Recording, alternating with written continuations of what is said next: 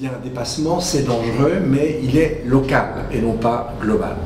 Et puis la 9e limite, elle concerne la déplétion de la couche d'ozone. Ben, la seule victoire dont les environnementalistes peuvent se targuer, c'est celle précisément concernant l'ozone, avec le protocole de Montréal. Alors il faudrait vraiment une envolée pendant encore des années, mais franchement, vu les problèmes qu'on va avoir, je ne crois pas trop, du trafic aérien pour que dans 30 ans, on ait à nouveau un problème d'ozone. Mais c'est le seul problème qu'on a, entre guillemets, réduit depuis quelques décennies. Alors, le problème de ce référentiel, c'est le mot limite. Parce que qui dit limite dit normalement on ne franchit pas, etc. Là non, les amis, ça, alors là, on franchit sans aucun problème. Hein. Le problème, c'est les conséquences de la transgression. Et puis le deuxième problème alors la limite, c'est à ne pas du tout confondre avec loi physique. Par définition, loi physique, on ne la transgresse pas. En revanche, ce qui aurait vraiment complètement estomaqué les classiques, c'était de leur apprendre qu'en suivant les lois de la nature, on allait transgresser à une échelle de régulation supérieure ces fameuses limites qui font que depuis la fin du précédent âge glaciaire, en gros 13 000 ans avant le début de l'ère chrétienne, avec la fin du Trias récent, du dernier rebond glaciaire, là on a une terre qui était vraiment très propice au développement de l'espèce humaine et des autres espèces, et notamment de l'espèce humaine. Si vous voulez, notre espèce, elle a plusieurs centaines de milliers d'années, même si je suis avec Sapiens Sapiens, et comme vous le savez, on a inventé l'agriculture que très récemment, c'est vers 9000 ans avant Jésus-Christ, dans plusieurs endroits, d'ailleurs on pense que c'est même plus que ça, ce qu'on croyait à un moment donné, et sans qu'il y ait de connexion entre ces endroits. Et sans cette période que les auteurs de ce référentiel ont appelé l'espace de sécurité,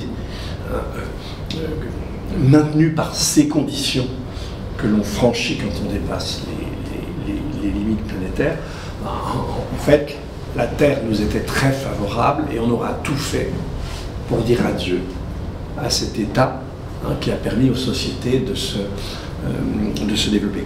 Alors, toute la difficulté du référentiel, c'est évidemment, c'était l'idée de fixer des seuils. Franchement, le climat, on est dans la mouise, quoi, à 380 ppm, 400, 410, 420, 430. Alors, 430, on y est à quelques ppm près, c'est 1,5 degré d'élévation. Je vais vous le rappeler tout à l'heure, c'est déjà très, très méchant. Ok, donc ce qu'il faut retenir de ce référentiel, c'est pas tellement la transgression de limites, c'est la dynamique d'éloignement de cet état qui nous était hyper favorable. C'est ça qui est vraiment problématique. Alors, maintenant, ce que je vais faire, je vais, disons, rappeler deux transgressions et je vais retenir que les plus systémiques, c'est-à-dire celles qui ont le plus de conséquences pour l'ensemble de la vie sur Terre, c'est évidemment le climat, et puis le vivant, et puis la biodiversité.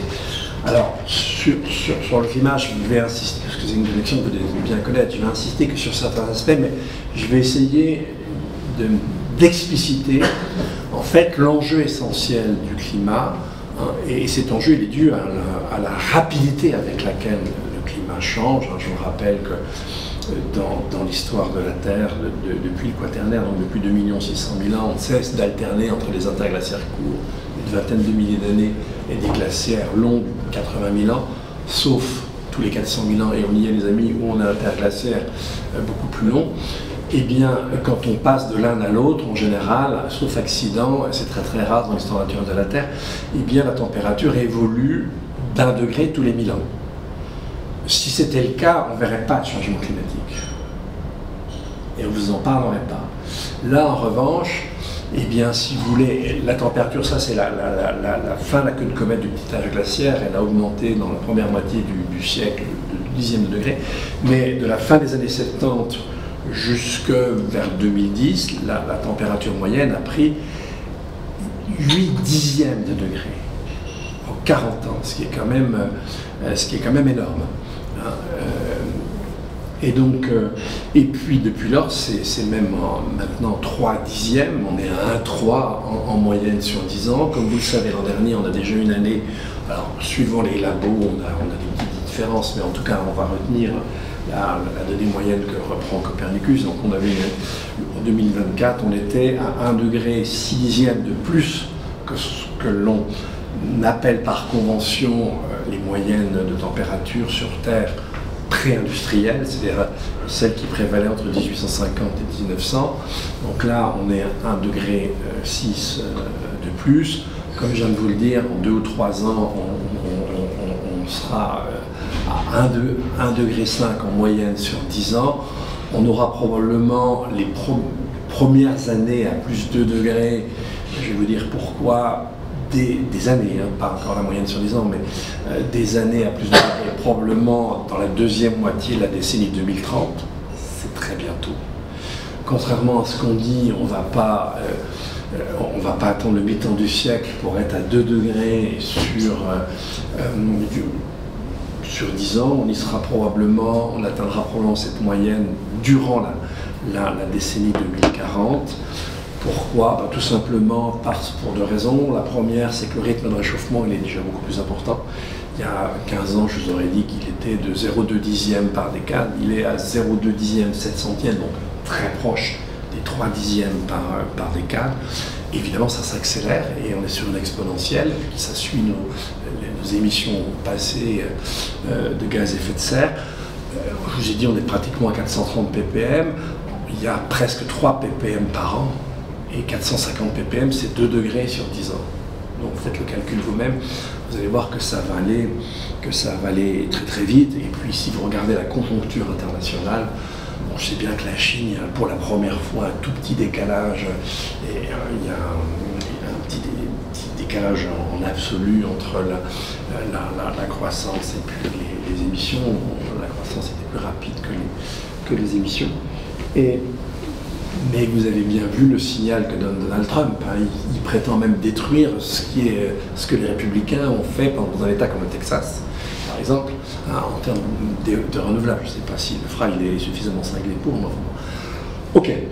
Et donc, alors la première difficulté, c'est effectivement la rapidité de ce qui nous arrive, et ça continue de s'accélérer. Ça, c'est la première chose. Deuxième chose, c'est l'enjeu global. C'est quoi l'enjeu global du dérèglement climatique? Et en fait, on va le voir, l'enjeu global est le même avec toutes les limites planétaires, et notamment la deuxième dont je parlerai, celle qui concerne le vivant. C'est d'un côté l'altération et de l'autre la réduction de l'habitabilité de la Terre. Alors on va commencer par l'altération, et là on va vous parler des événements extrêmes. Alors autant on ne s'est pas trompé en termes de sensibilité du système à la quantité de nos émissions. Je vous rappelle que le premier modèle climatique, 62, les 2 physiciens japonais et un allemand qui l'avaient mis au point ont eu le prix Nobel en octobre 2021. Donc là, c'est un modèle purement atmosphère. Ce qu'il nous racontait à l'époque, c'est bel et bien ce qui s'est produit. On a commencé à affiner les choses avec les modèles, on couplait atmosphère et océan. Et là, comme vous le savez, l'atmosphère va s'ébrasser en 3 semaines. Les océans, on est sur des cycles de plusieurs milliers d'années. Donc, associer les deux, c'était pas une chose très simple. Et puis maintenant, il y a une 3e génération de modèles qui tournent, où on intègre les aspects de la biosphère, notamment le couvert forestier, l'albédo, avec... voilà. Et donc là, quels sont ces événements extrêmes? Et je vous le disais, c'est le seul domaine où on s'est un peu trompé. C'est normal, c'est très difficile d'estimer des événements. Hein, les modèles, ils sont là pour estimer des tendances, des moyennes, mais prédire des événements, c'est très difficile. Or, les événements extrêmes, ce qu'on constate, même pas encore 1,5 degré sur 10 ans, c'est aussi violent que ce à quoi on s'attendait à 2 degrés. Or, entre 1,5 degré et 2 degrés, ça c'était le rapport spécial du GIEC de 2018, eh bien la violence de ces événements extrêmes double. Donc vous imaginez d'ici 15 ans ce qu'on va prendre dans la tronche. Alors, première chose, c'est évidemment les vagues de chaleur. Alors je reviendrai tout à l'heure sur la chaleur, c'est très important avant que j'aborde l'autre aspect, en différenciant chaleur sèche et chaleur humide, mais de façon très simple, restons pour la chaleur sèche pour le moment, les plantes, elles arrêtent toute leur photosynthèse entre 40 et 45 degrés. Alors maintenant, des jours, peut-être même des semaines à 40 degrés, c'est ce qui nous pend au bout du nez à une échéance assez rapide. Bon, donc vous imaginez déjà pour les récoltes, et parfois ça peut même évidemment griller les plantes, les protéines végétales. Alors, les cellules végétales, excusez-moi, mais bon, vraiment. Ensuite, autre chose, nous autres humains, on n'est pas très bien fait pour la chaleur. Déjà, évidemment, nos comportements sont quand même dirigés par notre cerveau. Et le problème du cerveau, c'est qu'il est dans une caisse non ventilée. Moi, j'espère pour vous, parce que s'il y a la ventilation, vous risquez de vivre assez dangereusement. Et donc, il est extrêmement sensible à la chaleur. Donc, dès qu'on atteint les 27 degrés, c'est pas très bon. On est déjà moins performant. Mais quand on monte dans les 30 degrés, et là c'est toutes les expériences qui ont été conduites par Christian Claude, donc un Suisse en l'occurrence, et bien on voit deux choses. Déjà, on voit les comportements sociaux, l'attitude à l'empathie se dégrader. Pas très bon quand on sait la longévité des canicules, on va les voir 7 ans. Et puis alors franchement, si vous montez vraiment en température, c'est-à-dire là, si vous montez dans les 40 degrés, je ne vous dis même pas 50 degrés, 50, vous pouvez résister pas très longtemps avec 3 litres d'eau par heure. Là, vous êtes incapable d'aller en bas de la page. Votre cerveau, il dysfonctionne complètement. Bon, c'est d'ailleurs pour ça qu'on a élu Trump président, parce que lui, on ne voit pas la différence. Quelle que soit la température. On propose la climatisation. Ouais, alors la climatisation, c'est un truc de riche. Il renvoie la chaleur dans la rue pour les pauvres. C'est hyper sympa, mais c'est évidemment en rien une solution. Alors, mais effectivement, dans les asiles de vieillards, les EHPAD, les EMS, il vaut mieux quand même qu'il y ait au moins une pièce climatisée. Ça leur évite de crever trop rapidement. Et vous voyez, moi, à mon âge, on y pense déjà. Alors, ok, ça c'est pour la chaleur. Évidemment, la chaleur, si elle se maintient, elle débouche sur une sécheresse. Et là, évidemment, la sécheresse, ça détruit la végétation et ça détruit la vie de façon générale. N'oubliez pas qu'on s'attend à ce que 41% des terres végétalisables sur Terre soient à échéance de quelques décennies 41% arides, n'oubliez pas ça, hein, en dehors des épisodes violents de sécheresse. Ok, voilà pour la chaleur et la sécheresse. Pour l'eau, il faut savoir que c'est une des lois qu'on intègre dans les modèles, c'est la loi Clausius-Clapeyron, c'est-à-dire que quand vous prenez la surface de la Terre, alors je rappelle que toutes les mesures sont toujours prises à 2 mètres sous abri, sauf si c'est pris comme satellite, eh bien, si vous augmentez la température au sol d'1 degré, vous augmentez l'humidité relative de l'atmosphère de 7%, ce qui va donner quelques pourcents de pluviosité aussi, évidemment, en plus. Donc on voit, d'ailleurs, ça y est, c'est bien installé, on voit des pluies qui étaient rarissimes autrefois, c'est-à-dire du 100 mm par heure. À Valence, vous avez eu en quelques heures 762 mm, et là, c'est un Karcher que vous mettez sur une ville. Et donc vous avez vu à Valence que ça donnait toutes les bagnoles qui étaient empilées au bas de la ville. Ok, mais les bagnoles, c'est pas bien grave. Ce qui est beaucoup plus grave, c'est toutes les terres arables. Tout le maraîchage après. Il y a aussi l'artificialisation des sols qui joue. Alors ça joue un rôle, mais quand vous avez 760 mm dans quelques heures, beaucoup, mais... ouais, même si c'est pas artificialisé, vous aurez quand même des problèmes en bas. Hein. On est d'accord, ça va pas améliorer les choses. Hein. Et on y reviendra pour savoir pourquoi on ne fait pas grand-chose. Donc, retenez bien déstructuration des sols, hein, et même en plaine. Hein. Là, évidemment, à Valence, vous avez un relief, la vie entre des hauteurs et la mer. Mais même sur un terrain plus ou moins plat, on a vu ça en Belgique, on a vu ça en Allemagne, on a des déstructurations du sol qui sont vraiment importantes quand on a des inondations énormes. Donc, inondation, pluie Karcher, inondation. Ensuite, vous avez ce qui est les feux.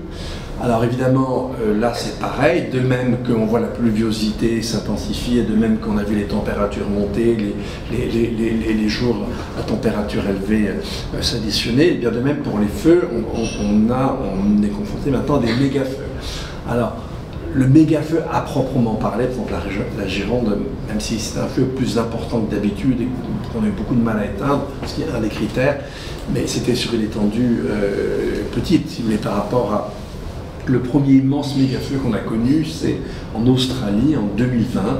Là, en un mois, c'est l'équivalent de la superficie d'un pays comme la France qui est partie en fumée.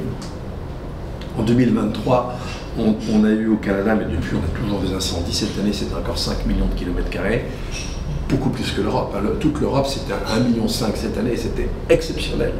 Au Canada, c'est récurrent, les plusieurs millions de kilomètres carrés, depuis maintenant quelques années. Et pourtant, on est dans des forêts du Nord. C'est des forêts boréales.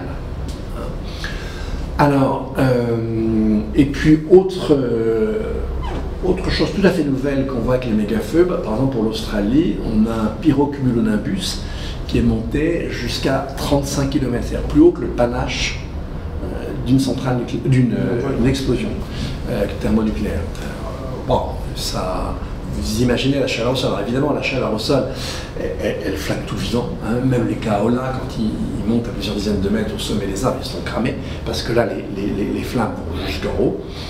Et puis, surtout, ça détruit ce que la nature en écureuil ménage, de telle sorte que vous ayez des graines enfouies dans le sol qui ne vont éclore que sous l'influence d'un feu, mais pas d'un méga-feu.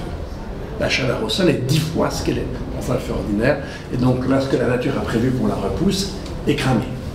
Donc on détruit l'humus et on détruit les graines. Donc c'est vraiment pas très drôle, un méga-feu. Bon, alors il y a déjà, là je vous ai déjà donné un certain nombre de joyeusetés. On peut y rajouter l'occurrence beaucoup plus fréquente de l'irrégularité, notamment en termes de température, quand on passe d'une saison à l'autre. Je pourrais parler des grêlons qui, compte tenu de l'énergie qui est dans les basses couches de l'atmosphère, vont remonter plusieurs fois dans les nuages et se recharger, à telle enseigne que on peut avoir des grêlons à la taille d'une balle de tennis. Alors, si vous prenez tous ces phénomènes, ils nous pourrissent la vie, premièrement. Deuxièmement, ils rendent de plus en plus délicat la production agricole. Je vous donne un exemple. En 2023, en Espagne, c'est 65% des surfaces céréalières qui ont été détruites par une sécheresse précoce. Et c'est du coup aussi, comme il n'y a pas une seule récolte, c'est 65% de récoltes en moins. Et donc, évidemment, si vous avez ça en même temps dans deux grosses régions céréalières, et vous aurez 20-15% en moins de façon récurrente ailleurs, d'autant qu'on n'a plus tellement de stock quand on passe d'une récolte à l'autre, ben là, vous risquez d'avoir des famines. Et on s'attend à ce qu'il y ait des pénuries d'un certain nombre d'alimentations de façon très récurrente dans un avenir extrêmement proche. À ça, vous ajoutez, alors je n'ai pas parlé des cyclones et des tempêtes, j'ai oublié tout à l'heure, mais évidemment les tornades, tout ça, c'est chargé de violence qu'on ne trouvait pas avant. Il y a pas très loin d'ici, dans le Haut-Jura, vous avez des tornades qui ont emporté des toits, etc. Ça devait être rarissime autrefois, et ça devient plus fréquent, et ça le deviendra encore. Et quand, par exemple, il y a beaucoup d'endroits où vous avez des inondations, c'est fini, on n'assure plus. On assure un risque, on assure un aléa, mais on n'assure pas une probabilité forte de dégâts, par définition. Donc par exemple, les Américains qui ont vécu les cyclones Helen et Milton l'an dernier n'étaient pas assurés. Pour les incendies urbains de Los Angeles, et c'est aussi une conséquence des méga-feux, c'est que maintenant les feux s'approchent de plus en plus des villes. Alors Los Angeles, ils ne sont pas approchés, ils étaient dedans. Et là, la plupart des gens n'étaient pas assurés non plus, parce qu'effectivement, les assureurs, ils ont beau dire oui, Donald, t'es magnifique, évidemment, quand ils racontent que le dérèglement climatique est un canular ou une escroquerie, les assureurs ne sont pas complètement cinglés. Il y a une chose entre ce qu'ils disent sur la scène publique et la manière dont ils agencent leurs affaires. Rassurez-vous, aucun de ces manières d'industrie américaine n'est au fond climato-sceptique, on y reviendra tout à l'heure. C'est ce qu'ils affichent, ça n'a rien à... c'est complètement différent. Alors, donc là, on est pour les événements extrêmes. Pas mal. Et évidemment, si vous voulez, par exemple, vous prenez en France, là, pas très loin d'ici, vous prenez la vallée de la Clarée, qui va en gros de Briançon jusqu'à la chaîne qui fait la frontière avec l'Italie. Là, désormais, de façon récurrente, c'est au moins 3 coulées torrentielles durant l'été qui détruisent la chaussée et parfois des ponts. Donc vous imaginez ça partout. Alors la Suisse, c'est un pays qui va morfler, puisque c'est un pays de montagne. Il faudrait que vous disiez ça à M. Rushdie. C'est que ça va coûter très très cher à la Suisse que effectivement les destructions dues au dérèglement climatique. Alors, ça, s'il y avait déjà que ça serait pas très marrant. Parce que quand on double l'intensité, là, il est clair que sur le plan alimentaire, ça va commencer à devenir chaud. Mais là, on est sur les événements ponctuels. Maintenant, je vais vous parler, si vous voulez, des conséquences du changement de la température moyenne annuelle sur les territoires. Ce n'est pas le même problème. Les deux s'ajoutent. Mais juste avant, je vais vous parler d'un de mes dadas, c'est la question de la chaleur humide. Il ne faut pas confondre chaleur sèche et chaleur humide. Est-ce que tout le monde est au clair sur la question de la chaleur humide? Non, je pense que tout le monde... Voilà, alors on y va. Si vous voulez. Nous autres, êtres humains, avec les chevaux, c'est les seuls mammifères comme nous, on a un avantage énorme, c'est que l'on peut transpirer sur tout le corps. Et donc c'est quoi la transpiration? Eh bien, vous avez de la sueur sur votre peau est à 35 degrés, et quand la sueur s'évapore, elle capte sur la peau les calories, elle permet à la peau de rester à 35 degrés, et de permettre au reste de la chaleur du corps de s'évacuer. D'accord? Mais maintenant, quand vous avez un air ambiant avec une humidité relative qui approche des 60%, ça devient gênant. Par exemple, 32 degrés avec 60% d'humidité, là vous avez déjà les dégâts. C'est-à-dire que vous n'arriverez pas à travailler dehors sans des dégâts corporels. Ça vous donne les 5000 morts des chantiers de la Coupe du Monde au Qatar. Ça vous donne les morts que vous avez dans les Caraïbes, etc., dans les bananeraies. Parce qu'évidemment, un corps au repos, c'est 100 watts, un corps en mouvement, c'est 500 watts. Donc vous pensez bien que quand il y a même une chaleur humide qui n'est pas à niveau mortel, qui est en dessous, ok, mais travailler peut être mortel. Déjà, vous dégrade, notamment les reins, et peut être mortel.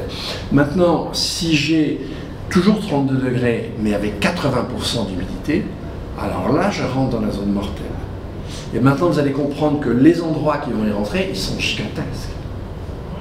C'est les tropiques. Là, c'est tout ce qui est les côtes tropicales, bien sûr, et le piémont himalayen avec la mousson. Et donc là, ça change singulièrement la dada. On n'a pas eu encore d'épisodes massifs mortels. On a connu des épisodes mortels que pour des animaux. Alors déjà la chaleur sèche, le bovin standard, chaque fois qu'il y a une canicule aux États-Unis, les bovins ça meurt en masse. Même parfois ici ça peut arriver aussi. Mais la chaleur humide c'est autre chose. Là on a un exemple bien documenté, c'est ce qui est arrivé l'été dernier en mai sur la côte est du Mexique et au sud du pays. Là on a eu un épisode de chaleur humide qui a entraîné la mort d'un tiers des singes hurleurs qui sont monitorés dans la population monitorée avec les autres éléments de la mégafaune dans cette petite forêt tropicale. Et donc là, vous vous rendez compte que, attention, là, les zones tropicales, elles sont au taquet par rapport à la résistance humaine. Donc, à un changement d'1 degré, d'1,5 degré, 2 degrés, waouh, ça peut faire très mal. Ça, il faut bien voir ça, on est au taquet, donc il suffit de pas grand-chose. Ces singes hurleurs, ils étaient là depuis des millénaires. Et là, paf, 1 sur 3. Tombé reine mort, on a analysé tout de suite, effectivement, c'est des morts de chaleur humide. Alors, maintenant, concentrons-nous sur la température moyenne sur les territoires sur Terre. Et là, on peut diviser la Terre en 2 grandes zones. On a les zones dites tempérées, où on a de 11 à 20 degrés en température moyenne annuelle, toujours à 2 mètres du sol, d'accord. Et on a les zones tropicales, on va de 21 à 30 degrés. Regardons les zones tempérées. Eh bien, là, on va s'apercevoir, si vous voulez, que en fait, la densité de la population et au prorata de la démographie générale n'a jamais varié. C'est-à-dire, dans les zones tempérées, c'est quand on avance vers les 20 degrés qu'on a la plus grande densité. C'est pas difficile à comprendre, on a des bestioles, et comme bestioles, on est au sommet de la chaîne trophique, sauf si on se fait bouffer par un crocodile, un loup, etc. Mais normalement, on est au sommet, en concurrence avec quelques autres. Et donc, s'il n'y a pas de production primaire abondante, bah, il n'y a pas d'être humain, il n'y a pas de tigre, il n'y a pas de lion, il n'y a pas de loup, il n'y a pas de grosses bestioles carnivores. C'est assez facile à comprendre. Et là, quand on va vers le froid, c'est un très très lent décrescendo, même en dessous des 11 degrés. Vers le chaud, c'est très différent. Vers le chaud, il n'y a pas tellement de différence entre 21, 22 et 26. La densité est à peu près la même. En revanche, 27-28, ça chute de moitié. 29-30 degrés, c'est très rare qu'il y ait un habitat permanent. La plupart du temps, à partir de 29, il n'y en a plus. Puis alors au-delà, à partir de 31, c'est fini les amis. Là, il n'y a rien à bouffer, rien à boire et vous crevez. Bon. Donc il n'y a pas d'habitat permanent. Et donc, bah, vous augmentez tout ça de degrés, waouh, c'est un sacré changement. Hein, c'est un énorme changement. Et donc, vous rajoutez chaleur sèche, chaleur humide, bah, vous avez une partie gigantesque de la Terre habitée aujourd'hui qui va devenir au mieux extrêmement difficilement habitable et au pire inhabitable. Et faites attention, nous on est vraiment des carnes, hein. On est plus résilients que la plupart des animaux. Mais pour vivre, il nous faut des animaux et il nous faut des végétaux. Les végétaux, ils évapotranspirent aussi. Donc, voilà, c'est déjà bon, hein, je crois qu'on a déjà notre bon paquet là. Bon, et je vais passer rapidement à ce qui est quand même essentiel, ce qui est la vie. Alors, vous connaissez sans doute ce chiffre hein, qui a déjà maintenant 20 ans, je pense qu'on est moins. Mais si je prends les vertébrés terrestres, et si je compare en termes de biomasse, bah, j'ai 2 tiers, ce sont nos animaux domestiques, ça c'est très récent. Hein. 1 tiers sont les bipèdes humains. Alors il y a 3 tiers, bah, oui justement, c'est que le sauvage c'est rien. C'était 3%. 3% des vertébrés terrestres. On est une foutue espèce. Imaginez qu'on soit un gamin dans une crèche, on a flingué tous les gosses. Peu de choses près. Quelques-uns qui se réfugient dans un coin, dans une armoire, mais quand ils voient le gamin humain, ils n'osent pas venir, on est des monstres. Bon. Et alors on se dit, bon, on a tué toutes les grosses bêtes, il reste les petites. Ben non, il ne reste pas les petites. On va regarder les côtés des insectes. Première étude, qui a maintenant quelques années, qui avait été conduite en Allemagne pendant 29 ans, il faut le faire. Hein. Là, on avait sur 63 zones différentes, c'était des zones cultivées, et on mettait des tentes malaises dans des petites bandes non cultivées entre des terres cultivées, et pas le bourrin de la FNSE à la française, hein, plutôt style agriculture intégrée, on appelle ça ainsi en Suisse. Et donc là, on s'est aperçu que sur 20 ans, au-dessus des tentes malaises, il y a un trou au-dessus, on met un petit récipient et on mesure tous les jours, une fois par jour, on va relever le nombre d'insectes piégés dans le cycle. Et là, on s'aperçoit qu'en 29 ans, le nombre d'insectes, et ça, ce n'est que les insectes volants là, hein, eh bien, a diminué de 80%. C'est énorme, en 30 ans.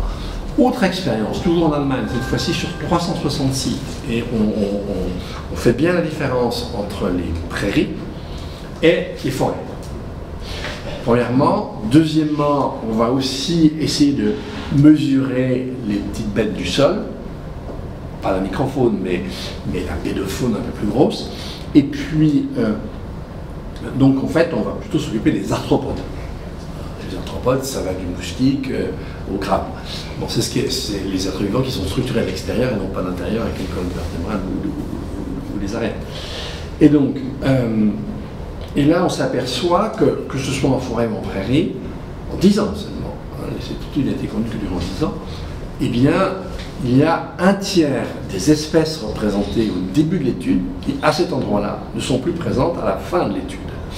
Et en ce qui concerne la prairie, on est sur 10 ans 80%, donc accélération, puisque c'était 80% sur 30 ans. Et puis dans la forêt, c'est 40% de moins, mais en revanche, la perte de biodiversité est équivalente. Ça, c'est déjà pas très très drôle. Et puis, si on regarde par exemple les écosystèmes forestiers, d'ailleurs, il y avait un très bon papier aujourd'hui dans le Monde qui montrait que, en fait, contrairement à nos accords, contrairement par exemple à l'accord de mars 2023, qu'une ville de Montréal s'était engagée à moins déforester, au contraire même à protéger 30% de surface et petit à petit évoluer sur ces 30% vers la libre évolution. Non, la déforestation, elle a continué de plus belle. Les États disent des trucs qui font rien. Enfin, pas grand-chose. Et maintenant, c'est la sorte de nombreuses forêts ne réagissent plus aux aléas. C'est pour les écologues, ce sont des symptômes d'une situation de pré-effondrement. Mais moi, ce qui m'a affolé, c'est une étude très récente qui nous montre que même à des zones très distantes des lieux de culture, donc des lieux où on utilise des intrants et notamment des pesticides, eh bien on voit aussi les populations d'insectes s'affaisser. Alors, il peut y avoir plusieurs hypothèses, et elles peuvent être cumulées d'ailleurs. L'une des hypothèses, c'est que ça y est, le dérèglement climatique maintenant atteint un niveau tel que de toute façon toutes les populations sur Terre morphent. Deuxième hypothèse, on a pu voir, il y a eu un papier publié, enfin il n'est pas encore publié, mais l'étude a été rendue publique par le Monde, pour l'environnement, vraiment, lisez Le Monde, c'est très très bien fait, et vous avez beaucoup d'articles qui sont très très bons. Et là, on a pu montrer qu'effectivement, les nuages peuvent transporter en grande quantité les pesticides. Donc, ce serait aussi une autre explication. Mais en tout cas, on voit que la situation du vivant, alors même qu'on n'est pas encore au 2 degrés, même pas encore en -5 sur 10 ans, c'est plus, disons, mal en point que ce à quoi on s'attendait avec un réchauffement qui s'approchait des 1,5 degrés. Donc voilà pour le diagnostic. Alors, très rapidement, la cause de tout ça, évidemment les amis, c'est pas en méditant, hein, c'est pas en lisant un livre, c'est pas en priant qu'on fait tout ça, c'est bien sûr en consommant. Consommant des objets, consommant des services, consommant la surface avec des infrastructures. Ce sont les 3 raisons principales de destruction de l'état antérieur qui nous était favorable du système Terre. Donc si vous me parlez de croissance verte, je me marre. Si vous me parlez de développement durable, alors là je ne vous écoute même plus. Vous me racontez n'importe quoi, hein. C'est du flan total, ça ne veut rien dire. La seule chose, je suis désolé, mais c'est décroître. Alors, décroître, ça serait déjà décroître la démographie, parce que, et effectivement, si je regarde que l'aspect biodiversité, alors il est très difficile de l'isoler, puisque, dans l'absolu, je dis bien, dans l'absolu, vous soyez riche ou vous soyez pauvre, vous avez besoin de la même surface pour régénérer, pour produire votre alimentation, la même surface pour régénérer votre air, régénérer votre eau. Alors l'alimentation, si vous bouffez des fruits en hiver, amenés par avion, ça change un peu. Mais bon, vous allez changer la proportion de quelques unités, mais ça ira pas plus loin. En revanche, la richesse, par exemple les émissions carbone, hein, un industriel qui laboure la planète, tout le mois il est au moins à 100 tonnes, si ce n'est plus, et puis un Indien pauvre sera à 300 kilos. Donc là, vous imaginez que c'est la richesse qui détruit avant tout le système Terre. Donc, je suis désolé, mais la conclusion, elle est à Rousseau. C'est-à-dire, sans décroissance, sans auquel on donne aujourd'hui à la richesse, alors, je ne dis pas dans les quartiers pauvres de Genève, hein, encore qu'à l'échelle mondiale, on est dans les 10% les plus riches, mais notre niveau de richesse matérielle est délirant aujourd'hui. Il est totalement délirant, eu égard à la planète. Ok, d'accord. Alors, si je reviens à la population, bon, on ne va pas tuer nos voisins. Et on est d'autant moins fondé à le faire que, en dehors des couches les plus pauvres de l'Afrique francophone, partout au monde, on est sur un taux de fécondité par femme qui est en dessous du taux de renouvellement d'une population qui est de 1, de 2. Si vous prenez la Corée du Sud, alors là, ils en sont à 0,7 enfants par femme. Donc c'est waouh, en 3 générations, il n'y a plus un Coréen du Sud. Hein. Ok. Donc maintenant, évidemment, il y a 2 choses à faire qui sont vraiment fondamentales. La première, c'est réduire réduire nos consommations, à réduire les infrastructures qu'on aménage. Et dans les consommations, il y a aussi bien les objets que les services. Et puis, alors sauf les services qui sont purement immatériels, mais à part aller appeler chez son psychiatre, ça va à peu près s'arrêter là. Et donc, où elle a confesse, mais ça c'est un peu fini depuis longtemps.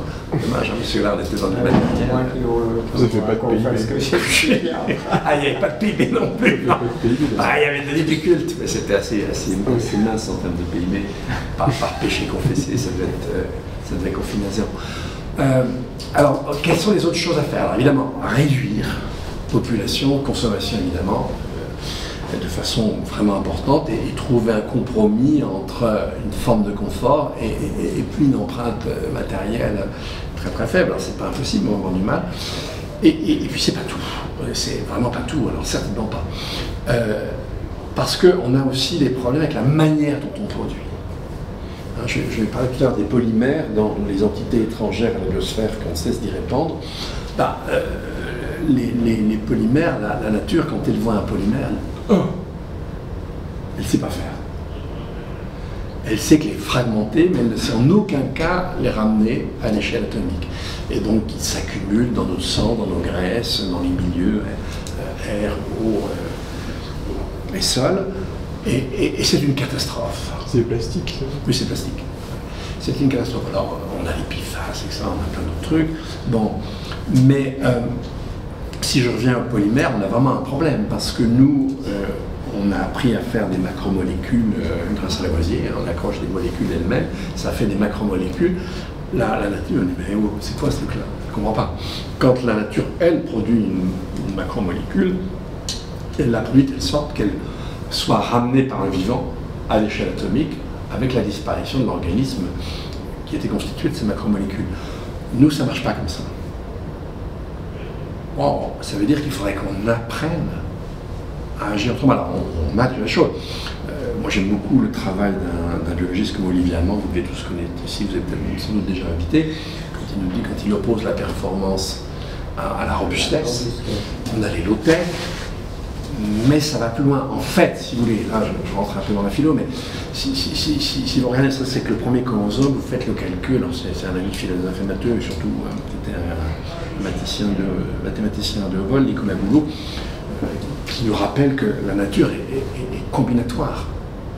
Et si vous prenez simplement le premier chromosome, et encore même pas la totalité première, enfin peu importe, et vous regardez les combinaisons possibles, c'est 1 300 000. C'est 10 puissance, excusez-moi, 10 puissance 1 300 000. Le nombre d'atomes visibles dans la part visible de l'univers, c'est 5% de l'univers, c'est 10 puissance 80.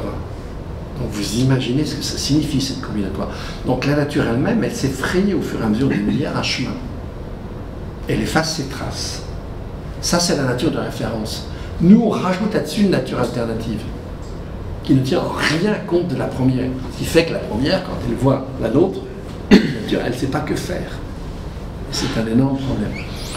Et puis ensuite, je dirais que vraiment, si on voulait vraiment réagir, je ne suis pas sûr qu'on le veuille vraiment, mais si on voulait vraiment réagir, il faudrait qu'on change spirituellement. Alors, je m'explique, alors je viens de me dire, attendez, le gars il a fumé la moquette, il veut qu'on lui dise, non, vous allez voir, la spiritualité c'est très simple. En fait, il n'y a pas de société qui n'indique pas aux individus qui la composent une manière de se réaliser soi-même, de réaliser son soi. Donc c'est pas la peine d'aller à la confesse. La spiritualité, ça peut être totalement laïque. Mais aucune société n'existe sans ça. Moi, je vais prendre l'Iliade, Homère. Là, la spiritualité d'Achille, c'est assez basique. C'est casser la gueule à Hector sous les murs de Troie. Là, le gars, il est heureux. Là, il a rempli son contrat, il est pleinement humain à sa manière. Vous allez voir chez Aristote, c'est quand même un peu plus raffiné. Là, on était carrément chez Trump. Non, là, chez Aristote, c'est développer tout ce qui nous rend proprement humains. C'est-à-dire développer notre raison par les sciences, la philosophie, la raison spéculative, la raison en termes d'action, de praxis, disaient les Grecs, par la participation à la vie de la cité, la vie politique, et puis mettre en forme notre sensibilité par les arts. C'est magnifique. Alors moi, je suis toujours une spiritualité aristotélicienne, je vous le dis tout de suite, je n'ai pas changé. Le christianisme, l'islam, c'est le salut, le bouddhisme, c'est l'éveil. Bon, vous êtes chez Staline, c'est clair, la spiritualité, c'est comment vous allez contribuer à votre échelle à la confection d'un nouveau. Alors c'est Stakhanov, voilà, avec ses tonnes de charbon à la semaine. Bon, ok, c'est assez basique tout ça. Et puis aujourd'hui, c'est très clair. Qu'est-ce qu'elle nous dit, notre société? Elle nous dit, bah oui, si vous voulez être vraiment humain, eh bien, si vous voulez réaliser votre humanité, il faut que vous ayez un bon statut. Et ce statut, vous allez l'exprimer par la possession d'êtres et de choses. Alors je prends le truc très genré, très macho, c'est la belle maison, la belle femme, les beaux gosses, la belle piscine, la belle bagnole, les beaux voyages en avion, etc. Et là, je m'accomplis. Waouh! Avec ça, les amis, on n'est pas sorti de l'auberge. Et si vous voulez penser que tout effort va vous rendre malheureux, c'est pas mieux. Alors maintenant, ce problème, c'est que je n'ai pas les leviers pour changer. Je vous donnerai des petits indices. C'est en train de changer. Et puis je dirais que il faudrait qu'on institue des droits à la nature.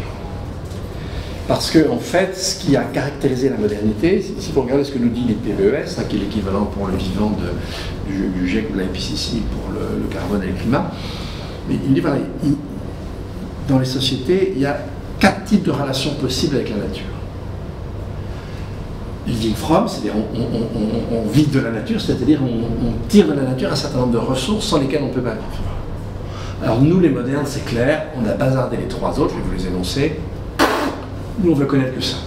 La nature, c'est un stock de ressources. C'est une vieille chose. Hein. Ça vient du mécanisme qui émerge avec la science moderne, deuxième moitié du XVIe siècle et première décennie du XVIIe. Donc, vous voyez jusqu'où il faut aller pour changer. Hein. C'est pas simple pour nous, c'est quand même un sacré défi. Et alors, quand on regarde dans les autres sociétés, oui, elles se disent, il n'y a pas de problème, on vit dans la nature. Alors non, vous rigolez, vivre dans la nature, c'est vraiment n'importe quoi.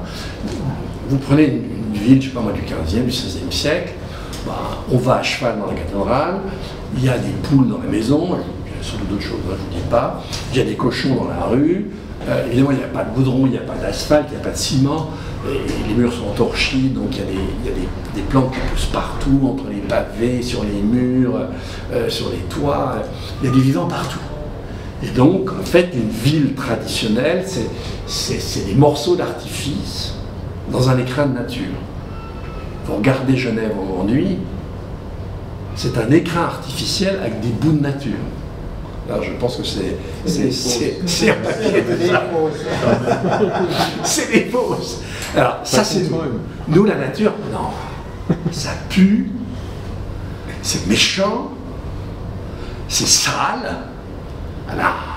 Imaginez qu'il y a un moustique tigre qui arrive dans cette salle, hein, vous auriez beau être des shifters, ce serait au premier qui l'aurait flingué. Donc, non, vivre dans un écosystème, non, vivre avec d'autres espèces, alors non les amis, non, surtout pas. Et puis alors, la 4e modalité possible, c'est vivre en tant que nature, c'est-à-dire d'imaginer qu'on appartient à un tout qui nous dépasse et qui nous oblige. Ça n'a pas la tête. Nous, êtres humains, on est ce qu'il y a au-dessus de tout. D'ailleurs, on a même giclé Dieu. Et si vous regardez du côté de la tech californienne, ils ne pensent qu'un truc, c'est pullulé dans l'univers. Donc voilà, nous on a réduit, alors non, ça va d'autant moins que non seulement il faut réduire la consommation, mais il faut faire ce que nous dit le cadre mondial de biodiversité qui a été signé à CUNY de Montréal en mars 2023. Il faut protéger 30% des surfaces végétalisables. Et sur ces 30% végétalisables, il faut réintroduire des forêts en libre évolution. Et il faut transformer l'agriculture de telle sorte qu'elle devienne une agroécologie, c'est-à-dire qu'elle fonctionne avec les règles des écosystèmes, et pas en dehors. Et donc, et en plus, ça nous flingue. Je vais vous donner quelques exemples. Que je vais tirer d'autres populations. Si je vous emmène là, quelques secondes, dans la forêt primaire congolaise. La forêt primaire congolaise, elle est connue parce que c'est là qu'il y a les refuges d'Ebola. Eh bien, sachez que les pygmées Aka, donc les Aka, vivent depuis des millénaires dans la forêt congolaise. Ils ne se sont jamais payés Ebola. Il y a 2 raisons pour ça. Eux, ils ont des règles dans la vie avec la nature. Première de leurs règles, il y a des bois sacrés. Et un bois sacré, on n'y va jamais. On ne s'en approche pas. Tiens donc, on a découvert que tout leur bois sacré étaient les zones refuges d'Ebola. Comment ils ont su ça? Je peux vous donner 2 exemples encore plus estomacants. Et puis évidemment, quand un haka rencontre un animal mort, fraîchement mort, il ne le touche pas. Il est interdit de le toucher. Tout simplement parce qu'on ne va manger de la viande que d'un animal qu'on a tué, parce qu'on a pu, et encore, en général, c'est jamais le chasseur, ça c'est une règle qu'on va pas passer dans tous les peuples, c'est jamais le chasseur qui mange la viande de l'animal qu'il a tué, parce que l'animal qu'il a tué, c'est comme un humain. Et donc s'il mange sa viande, il va être maudit, machin, donc il va la faire bouffer par d'autres, et lui, il va bouffer la viande que d'autres ont chassée. Mais là, s'il le chasse, il sait que c'est un animal sain. Donc il sait qu'il peut le manger, le faire manger. D'accord? Évidemment, nous, on ne va pas se remettre à sacraliser les bois. Mais on peut faire un mélange de récits et de sciences qui vont faire qu'on va donner chair à ces droits de la nature qui vont s'exprimer au travers de ces 4 modalités. Donc, voilà, très rapidement, à coup de hache, si vous voulez en savoir plus, voilà un excellent livre dont je vous conseille vivement la lecture, les amis. Et voilà en gros, si vous voulez, où on en est. Je suis allé vite, je suis allé vraiment à l'essentiel. Si vous avez des questions, il ne faut surtout pas hésiter. Alors d'abord, bravo pour cet exposé. C'était très dense et bon, je pense que la plupart d'entre nous connaissent en tout cas particulièrement bien la partie climatique en tout cas. Est-ce que vous avez des questions? Martin. Merci beaucoup, Yannick. Vous avez parlé de zones climatiques, non? Tempérées? Oui, j'ai parlé on pouvait subdiviser la Terre en 2 grandes zones, les zones tempérées et les Bon, il y a aussi le polaire, éventuellement. Oui, alors je n'ai pas parlé du polaire, parce que là, on est sur un habitat humain qui est très petit. Donc même chez les peuples traditionnels, les Esquimaux, ils n'ont jamais envahi la Terre. Et là, aujourd'hui, nous, on peut par exemple aller en Antarctique, mais à un coût énergétique énorme. Ce n'est pas de l'habitat permanent, c'est des stations scientifiques qui ont un coût énergétique. On apporte tout du continent, il y a un coût énergétique gigantesque. Bon, je suis aussi canadien, il y avait une blague, quelqu'un m'a dit, ça fait déjà 30 ans, quelqu'un a dit il faut acheter de la terre à Terre-Neuve parce que ce sera la meilleure plage à un moment donné. Il faut attendre un peu. À quoi je voulais venir, c'est que vous avez parlé de ces zones tempérées où nous sommes, et puis de zones tropicales, éventuellement de zones polaires. Parce que est-ce qu'il y a un endroit, ou est-ce qu'il y a des endroits sur Terre qui vont souffrir moins que les autres? Oui, il y a effectivement des zones qui souffrent moins quand on voit même encore jusqu'à 2 degrés, 2 degrés en moyenne terrestre. Alors, 2 degrés en moyenne terrestre, en fait, c'est le réchauffement que vous aurez au tropique. Plus vous allez vers les pôles, et plus l'écart entre la moyenne s'accroît vers le haut. Dans les zones tempérées, en fait, 2 degrés, c'est 4 degrés. Il peut y avoir des exceptions en montagne, ça peut être un peu plus, etc. Mais 2 degrés, c'est 4 degrés. C'est-à-dire quand le gouvernement français dit aux gens s'adaptera à 3 degrés avec 4, c'est n'importe quoi. C'est complètement faux. 2 degrés, c'est 4 degrés.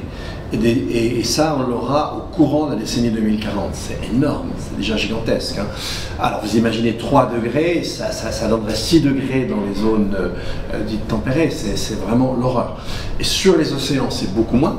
D'où le fait que sur les tropiques, vous avez là. Et puis évidemment, quand vous allez vers les pôles, vous augmentez par 3, même parfois d'un facteur 4. Donc effectivement, il y a un changement très rapide, et c'est sur les pôles qu'on a pu constater le changement climatique, parce que là, il est beaucoup plus rapide que dans les zones tempérées, et plus encore que dans les zones tropicales, où là, on est au niveau de la moyenne de la moyenne planétaire.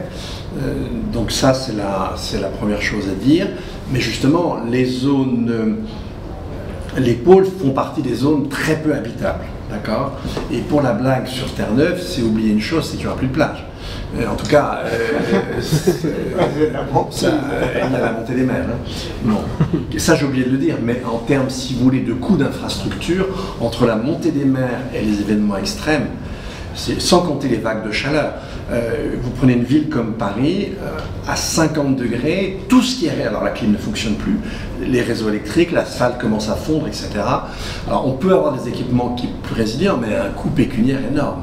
L'Australie sait le faire par endroit, mais on ne le fera jamais pour tout Paris. On n'a pas les moyens. Juste pour compléter, parce que moi j'ai entendu dire effectivement que sur les tropiques, ces changements vont être, moins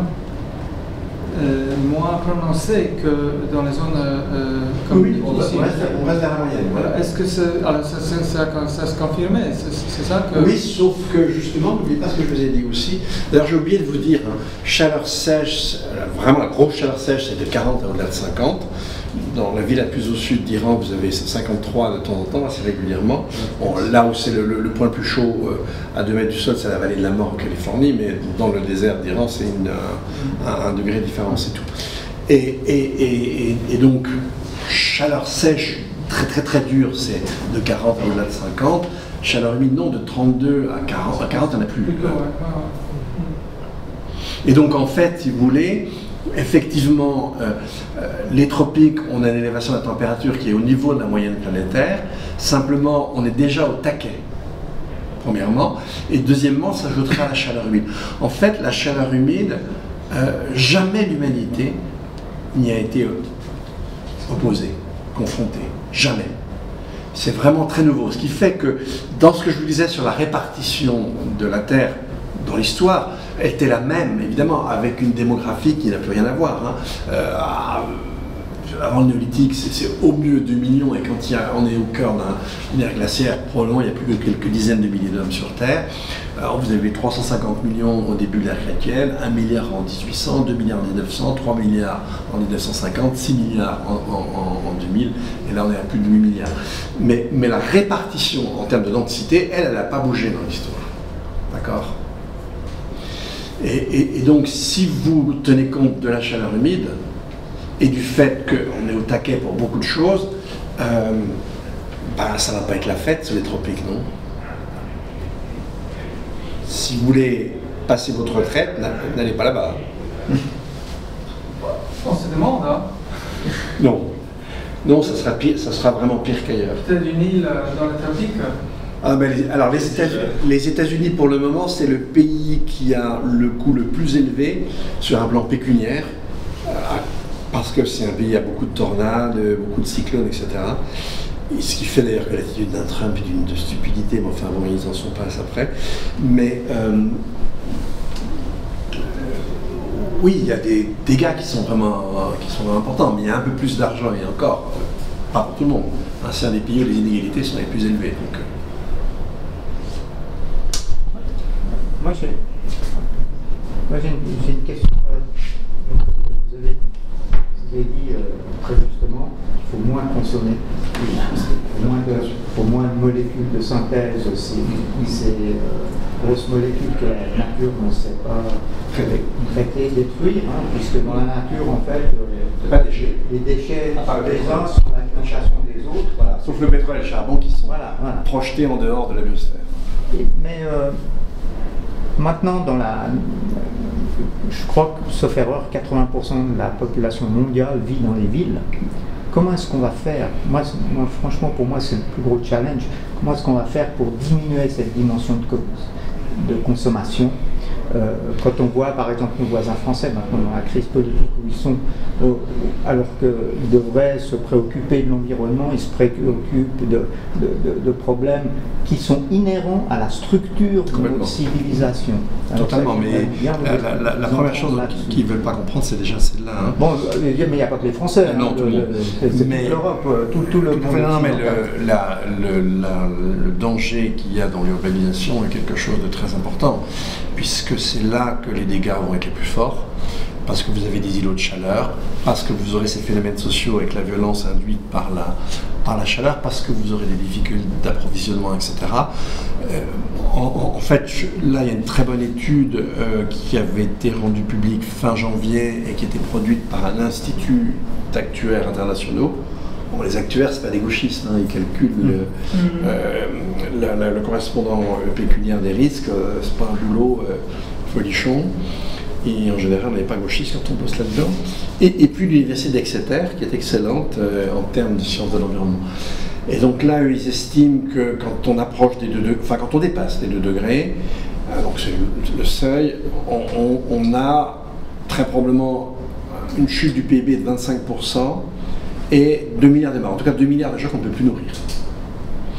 Et puis, si on a la folie d'aller au 3 degrés, mais vu ce qui arrive au 2, j'ai du mal à croire qu'on arrivera aussi facilement au 3, et bien là, c'est 50% de PIB en moins et 4 milliards de morts. Alors, regardez le détail de l'étude.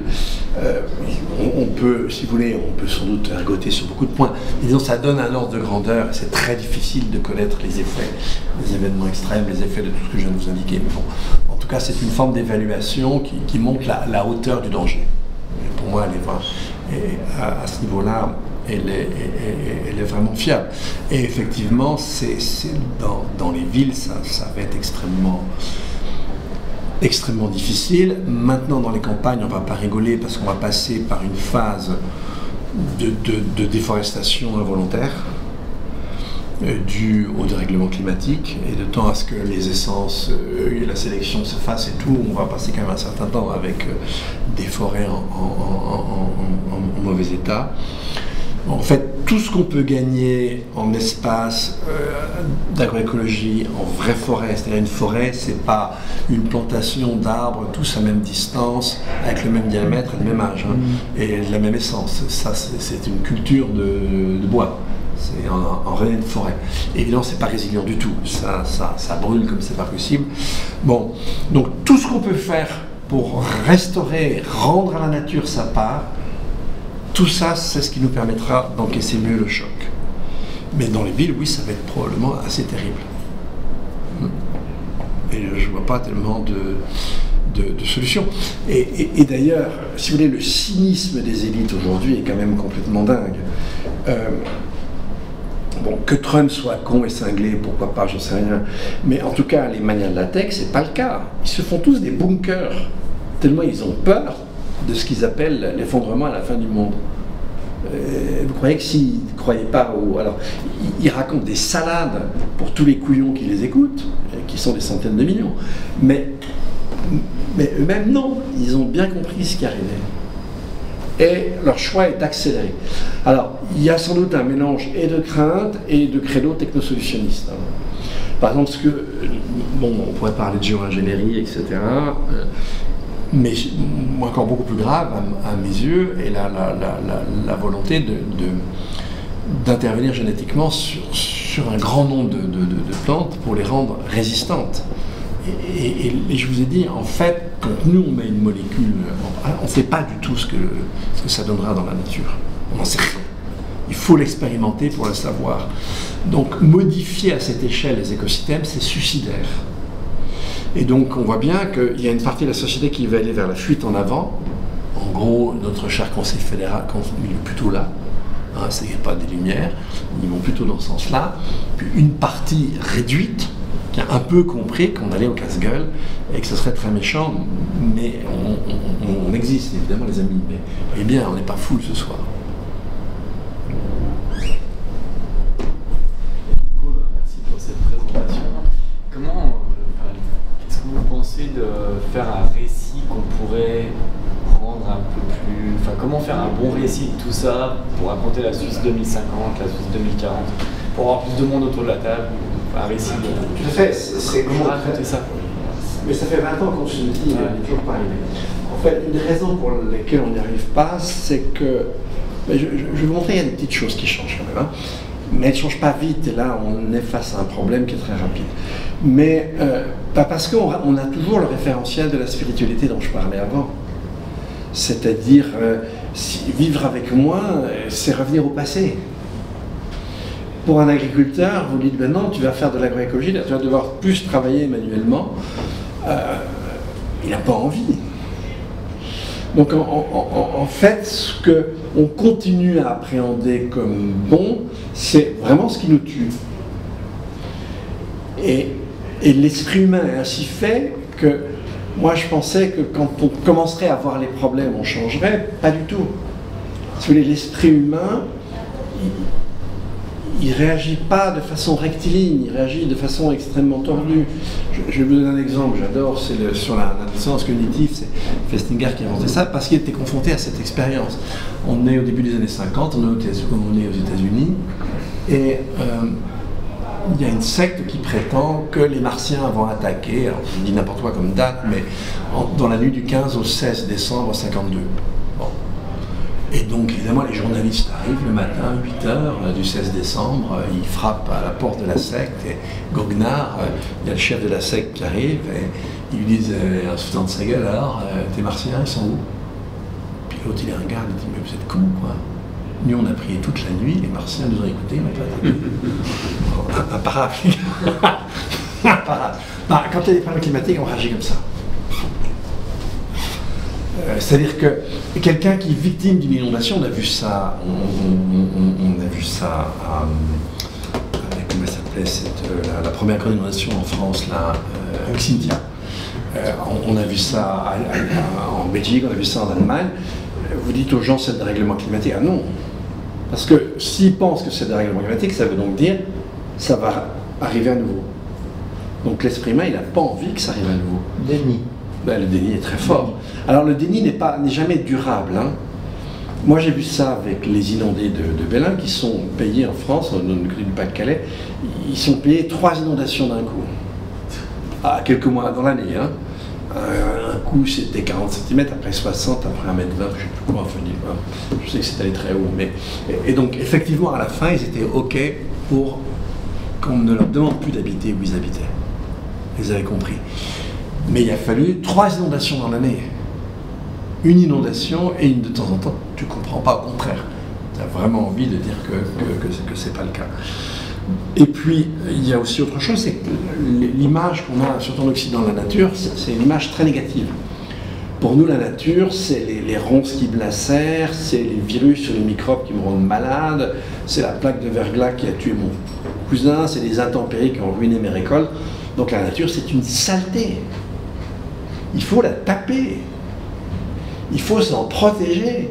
Et quels sont les salopards qui veulent la défendre? Les écolos. Et donc chaque fois qu'il y a un problème, qui on accuse, les amis? D'ailleurs, vous êtes bien dangereux de venir ici ce soir. Moi, je vais vous dénoncer. On accuse toujours les écolos. Qu'est-ce qu'a fait le parti Vox à Valence?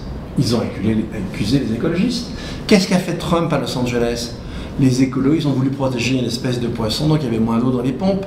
Qu'est-ce qu'a dit le président de la région en France, Xavier Bertrand, avec les inondations du Pas-de-Calais? Il a dit aux gens, mais c'est ces salopards d'écolos, ils nous ont empêché de curer les cours d'eau pour protéger une espèce de grenouille, et c'est pourquoi vous avez été inondés.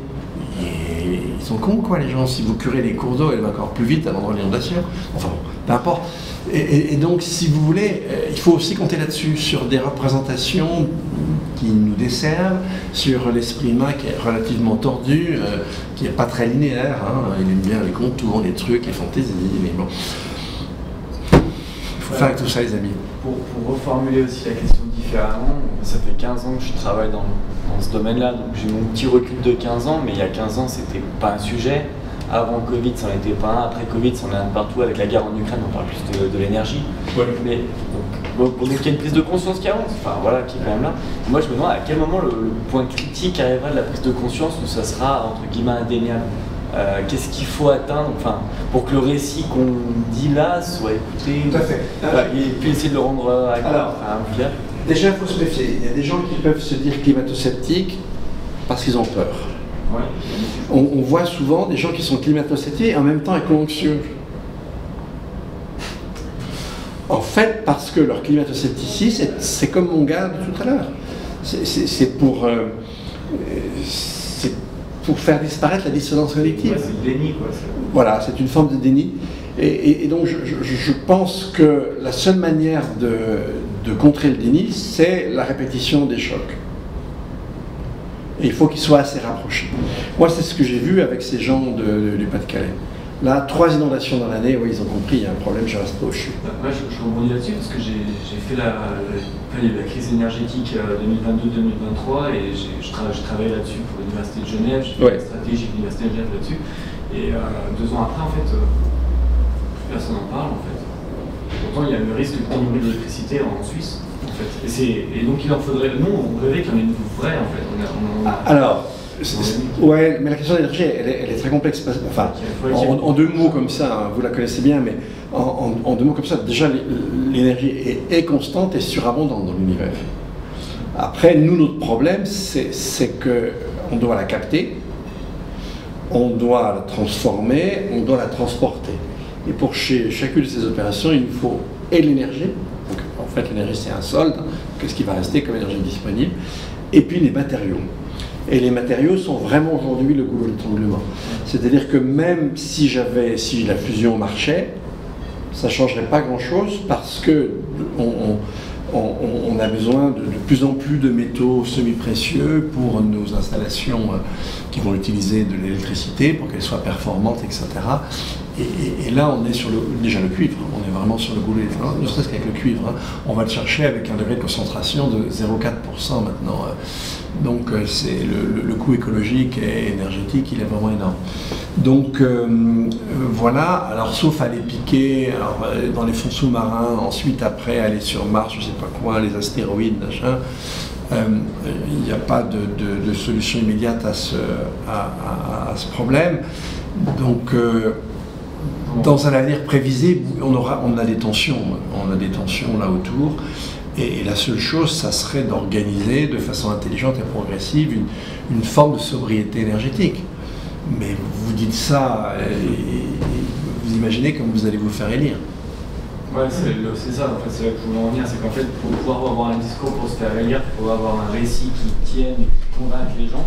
Et il faudrait qu'il y ait suffisamment de crise et de choc pour que les gens soient à l'écoute de ça. Pour vraiment qu'ils soient convaincus, il faut qu'ils soient super informés. Et là, on n'y échappe pas. Moi, je n'y échappe pas. Ça ne veut pas dire que je vais être un saint dans mon comportement, ça veut dire les amis. Mais je n'y échappe pas. Je ne peux pas me les chanter. Mais il m'a fallu des années pour arriver là. Donc, avec monsieur et madame tout le monde qui regarde les infos pourries et plutôt qui est sur les réseaux sociaux et qui regarde des vidéos de chats, ça va être dur. Ouais, parfois il y a des chats qui mettent. Oui, voilà, il faudrait des chats climatologues, ça va être difficile. Hein. Vous parlez de la spiritualité, excuse-moi. Non, vous parlez de la spiritualité et puis il faudrait qu'on ait d'autres ambitions un peu pour la réalisation de soi, si je comprenais bien. Ben, on voit qu'il y a des choses qui émergent. Moi déjà, une des choses, pour être sur des choses positives, une des choses que je trouve les plus positives, c'est qu'on ait inventé l'agroécologie. Parce que si vous voulez, alors évidemment c'est très compliqué, vous savez que l'agriculture c'est des milliers d'années, on a des petites communautés agraires qui vont devenir de plus en plus dépendantes de la production volontaire de nourriture et puis de l'élevage. Mais l'élevage, Stéphane nous a montré que c'était très compliqué parce que c'est précédé par des milliers d'années, probablement sans des milliers d'années d'apprivoisement d'autres espèces. Et c'est un des traits vraiment d'espèces humaines, c'est qu'on doit avoir des relations très intenses avec les autres espèces. Les autres espèces, elles se foutent de nous. Et elles se foutent des autres espèces. Nous, on est une espèce très très particulière, mais on a beaucoup de choses particulières, les êtres humains. Mais toujours est-il qu'à un moment donné, il y a un effet cliquet, on ne peut plus revenir en arrière, et on est trop nombreux pour vivre comme ça, soit en chassant, soit en allant cueillir des baies ou des graines dans la nature. Mais c'est très curieux la manière dont est née l'agriculture, à part quelques poches. C'est-à-dire on s'est mis en tête qu'on allait imposer un mode de production à la nature qui lui est complètement étranger. C'est-à-dire mettre une même espèce sur une même surface. En fait, c'est zinzin. Donc vous avez vu, il suffisait qu'ils se retournent, ils voyaient très bien que partout ils avaient un mélange de plantes et eux ils voulaient vraiment sur une même surface une seule plante. Et puis alors quand on a commencé à étendre les surfaces, là c'est devenu très problématique. Mais en fait, on avait quand même déjà inventé l'agroforesterie, on avait même inventé l'agroécologie. Je vais vous donner un exemple, je vais prendre ça chez les femmes, très important d'ailleurs, les femmes mixtèques. Les mixtèques, c'est un peuple qui vivait avec les Aztèques, un peu moins brutaux qu'eux, c'était pas très difficile. Et en fait, les femmes avaient un mode de culture, c'est la permaculture avant la lettre. D'ailleurs, la permaculture, elle était inspirée des aborigènes. Holmgren et Mollison sont inspirés des aborigènes. Mais c'était quoi la milpa? C'est une petite butte, comme la permaculture. Et les femmes y mettaient des graminées d'espèces différentes, des céréales, des légumineuses, excusez-moi, des céréales, donc des graminées, des légumineuses, des petits arbres fruitiers, et puis les animaux. Et avec ça, c'était hyper intensif comme culture. Et de même, on a aussi inventé l'agroforesterie. Mais ça, c'est toujours resté par poche, ça n'a jamais été dominant. Nous, on redécouvre ça dans les années 30, on le redécouvre encore plus dans les années 70. Bon, avec l'invention de la permaculture, Holmgren et Mollison, l'agriculture sauvage de Fukuoka, au Japon, c'est très proche. Et le fait qu'on ait inventé ça, waouh! Ça veut dire que là, dans l'esprit, c'est passé quelque chose de très important. Et philosophiquement, on va critiquer le dualisme, etc. Spirituellement, on va s'éloigner des grandes religions. On voit aujourd'hui la résurgence de cultes chamaniques, machin. Je ne vous dis pas qu'il faut brûler la sauge et se mettre à tourner autour des bagnoles avec un tambour. Mais on voit que partout, ça se cherche. Ça bouillonne de partout. Après, le problème, c'est que ça ne va pas aussi vite que les dégâts. On a un problème d'ordre de grandeur. Il y a 2 mois, on a eu la conférence à laquelle vous avez participé. Donc c'est un agroécologiste qui nous a expliqué. Justement, alors. Il nous a expliqué, il nous a montré la terre de son voisin qui est morte. Elle est beige, elle ne capte pas d'eau, elle ne laisse pas transpirer l'eau. La sienne, c'est du carbone, elle stocke du carbone. Je crois que c'est toi qui avais posé la question, mais pourquoi, puisque ça produit plus, pourquoi est-ce que les agriculteurs ne passent pas tous à l'agroécologie? Et la réponse, ça a été parce que c'est une question de timing. Le gars qui déjà maintenant aujourd'hui bosse comme un dingue pour gagner des clous, on lui dit maintenant pendant 3-4 saisons tu vas quasiment rien pouvoir faire pousser. Oui, tu vas pouvoir faire pousser, mais tu n'auras plus de revenus, tu ne pourras pas survivre. Donc c'est pour ça qu'on a un problème de timing, on a un problème. Bien sûr que l'agroécologie est là-dessus. Il y a aussi le travail, il y a beaucoup plus de travail. Il y a plus de travail, mais bien sûr. Il nous a dit aussi qu'il consacre, lui, il nous a dit, moi, je connaissais la problématique, mais moi j'ai retenu les ordres de grandeur. Il faut 10 000 mètres carrés pour pouvoir être autosuffisant pour une famille. 10 000 mètres carrés. Donc,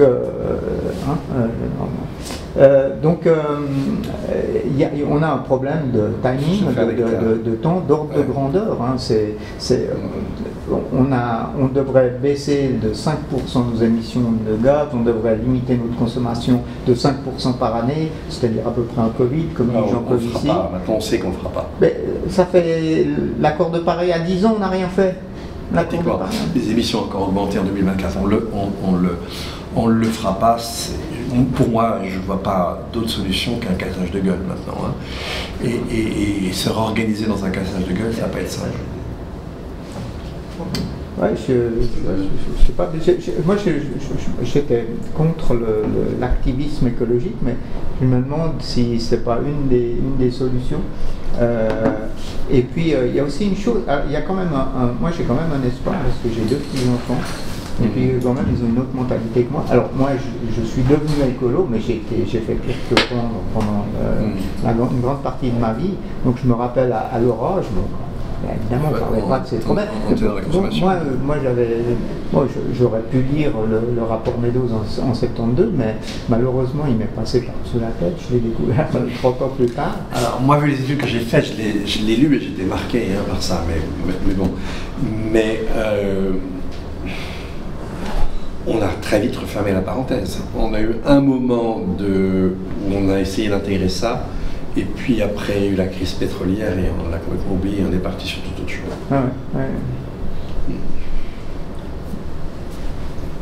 Merci beaucoup pour cet exposé extrêmement riche. si on restreint la focale sur la dernière décennie, on voit qu'il y a quand même eu à un moment donné une prise de conscience qui a fait que les Allemands ont voulu sortir du nucléaire, les Européens ont voté le Green Deal, les Suisses, on a voté un certain nombre de lois sur le climat, etc., sur le CO2, l'énergie, etc. Et ça c'est le fruit d'un discours ou d'un récit qui a quand même été assez fructueux. Oui, ça. Et maintenant, donc ma question c'est, on assiste maintenant à un démontage de toutes ces mesures qui avaient été mises sur pied, qui avaient été acceptées. Et je me pose la question de savoir, est-ce qu'il n'y aurait pas un discours à inventer pour arrêter cette tendance-là? Alors, moi je vous donne mon interprétation, elle vaut ce qu'elle vaut, hein. Mais j'ai vu depuis 2009 comment les esprits ont changé. C'est-à-dire que on croyait avant au développement durable. Le développement durable, c'est du Macron, hein, c'est en même temps. Je crois et je protège. Non, ça ne marche pas. Et à un moment donné, on s'en rend compte. Et on voit que le divorce entre toute une partie du secteur économique et l'écologie, il va se renforcer tout au long de la décennie 2010-2020. Et il va faire qu'aujourd'hui, c'est très clair. Je suis désolé hein, d'être un peu caricatural comme ça, mais la droite est foncièrement anti-écolo. Et alors pour l'extrême droite, c'est archi clair. Et en fait, on voit maintenant que le secteur économique passe à l'extrême droite. Il nous avait déjà fait le coup dans les années 30 hein, avec Hitler, mais là, il passe à l'extrême droite. Il y a le livre de Laurent Mauduit, par exemple, en France, qui montre que tout le patronat français, et le grand patronat français, dans sa quasi-totalité, c'est même pas Le Pen, hein, c'est Zemmour. Et la tech américaine, c'est la même chose. Donc les écolos, vous nous faites chier, nous on part sur la fuite en avant. Et à quel moment c'est ça, bah, ça ne marchera plus, pas par les dégâts. C'est-à-dire qu'effectivement, on va aller très très vite, je vous ai dit, là, là, pour moi, on est déjà dans la première décennie. Alors, disons, la première décennie, faisons la commencer en 2025. 2025-2035, ça va être la première décennie noire. Là, on va voir les dégâts s'accumuler. Et la suivante, je ne vous dis pas, ça va être horrible. Donc, c'est tout. Moi, je peux vous dire que ça. Et ça va créer un discours, quoi. Ça va recréer un nouveau récit qui est de dire, bon, ben, faut qu'on essaye de limiter. Ben, ça va invalider les récits mensongers. C'est-à-dire que la répétition des difficultés va être trop forte pour que le déni soit tenable. Donc le nouveau récit va venir par lui-même finalement. Ben, tout est déjà là pour un nouveau récit. Tout est déjà là, mais c'est pas audible. Ok. Ce sera audible quand tu auras eu assez de... Moi j'ai tendance à dire ça, si, j'aimerais bien me tromper, hein, si je me trompe. Quels sont les éléments de ce nouveau récit? Excusez-moi. Ah bah, ils en ont plein. Le premier, c'est que l'ancien récit, et il est continué par les gens de la tech, etc. Hein. L'ancien récit, c'est le récit dualiste qui s'instaure avec l'avènement de la science moderne. Alors en gros, c'est, si vous voulez, Dieu, il est vraiment surpuissant, donc en fait, il a absorbé tout ce qui était substance dans la nature. Donc la nature, c'est qu'un tas de cailloux, je peux péter, faire ce que je veux. Les animaux, c'est des machines. Alors, on ne parle même pas des plantes, parce qu'évidemment, on les méprise tellement qu'on ne peut même pas se faire chier à penser qu'elles sont des machines, mais bon, il va falloir les penser comme machines. Et donc, la destinée humaine, c'est de s'arracher à cette nature absurde. Et c'est de dominer l'univers, c'est ce qu'on va retrouver dans le transhumanisme, le discours de la tech aujourd'hui. Donc là, la matrice est là. Alors, Darwin a commencé le premier à remettre l'espèce humaine dans l'aventure de toutes les espèces. Bon, ensuite, la philosophie nous a dit c'est complètement débile, ça ne va pas du tout ce dualisme, c'est pas possible, on ne peut pas penser sans le corps, etc. Bon. Et petit à petit, on va se mettre à critiquer le dualisme, on va inventer l'agroécologie, on voit que les spiritualités classiques, elles s'effritent, et puis les gens vont chercher des choses différentes. Il y a des poches d'agroécologie qui se font, des poches où on essaie d'inventer des modes de vie nouveaux, les ânes, les machins, les tiers-lieux, tout ce que vous voulez. Donc voilà, il y a plein de choses qui sont là, qui pourraient configurer un autre monde et un autre sens au monde, mais c'est marginal et c'est décrié par le discours dominant. Et désormais, toutes les élites d'argent, les élites techno sont du côté de la fuite en avant. Il y a des philosophies qui peuvent matcher avec ça, parce que les philosophes sont sur deux. Des philosophes assez grossiers, oui, il y en a pas mal dans ce domaine-là. Il y a une philosophie du capitalisme qui émerge dans le monde du philosophe dans lequel vous vivez. Alors, si vous voulez lire un excellent livre, là je suis en train d'aller, j'ai presque fini, c'est Apocalypse Nerd. Nerd, c'est comme geek, hein, c'est enfin, sens sympa, c'est un télo, sens plus péjoratif, c'est binoclard crétin. Bon, et là, c'est tout ce milieu de la tech californienne qui est complètement starbé. Et là, moi, j'étais dans un salon là, à Lille, j'avais un mec à côté qui écrit un bouquin, un mot Solaris, je ne vais pas le lire si ce n'est avec un scalpel, mais lui, bon, il n'y a pas de... Ouais, ok, mais Mars, il ne faut pas imaginer qu'on va vivre comme ça. Par exemple, on peut faire un toit au-dessus des canyons, vivre dans le canyon, refaire ce qu'on avait fait avec Biosphère 2, mais ça n'a pas marché, justement. Et donc, petit à petit, au fur et à mesure, les hommes vont évoluer. Il ne faut pas imaginer qu'on va vivre.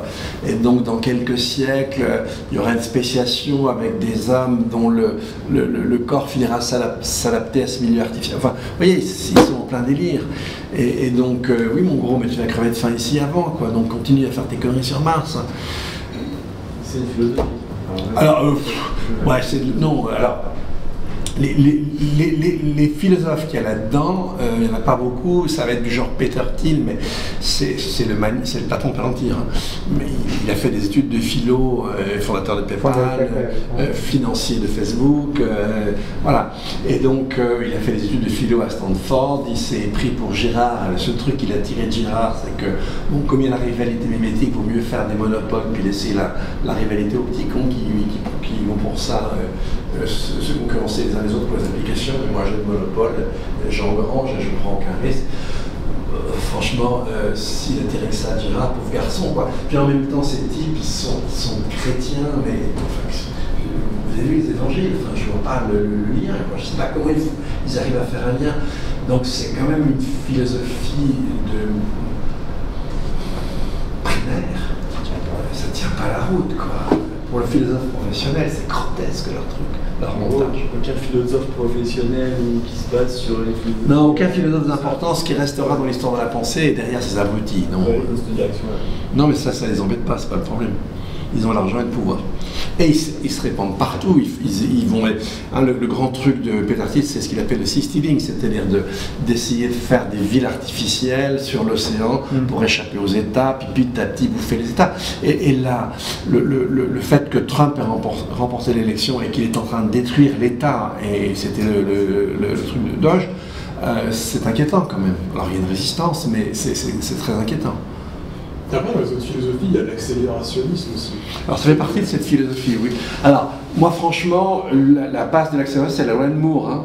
Et en fait, ce que ces gens appellent l'intelligence générale, hein, pour le moment, on a l'IA générative, mais l'IA générale, c'est un non-sens.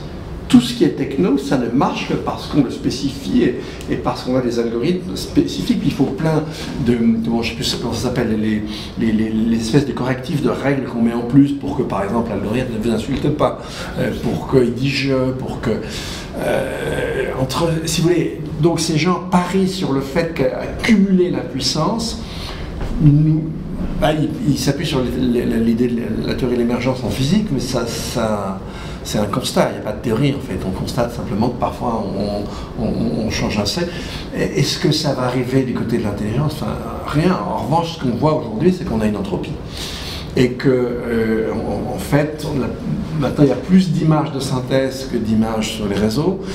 Bientôt il y aura plus de produits, de contenus produits par l'IA que les contenus à partir desquels elle se forge. Et en fait, les analyses les plus intéressantes nous montrent qu'on risque d'arriver dans une espèce d'entropie assez rapide avec une dégradation des performances de tout le système. On verra bien.